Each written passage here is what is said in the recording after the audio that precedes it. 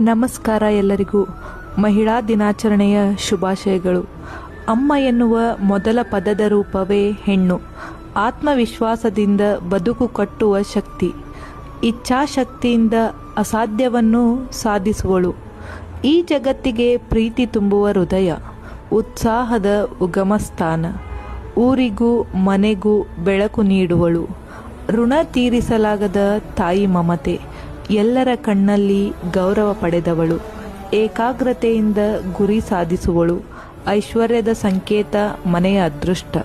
ಒಲವಿನ ರೂಪ ಸಹನೆಯ ಸಾಗರ. ಓಜಸ್ಸಿನ ಚಿಹ್ನೆ ಧೈರ್ಯದ ಪ್ರತೀಕ. ಔದಾರ್ಯದ ಮನಸ್ಸು ಹೊಂದಿದವಳು ಹೆಣ್ಣು ಅಲ್ಲವೇ?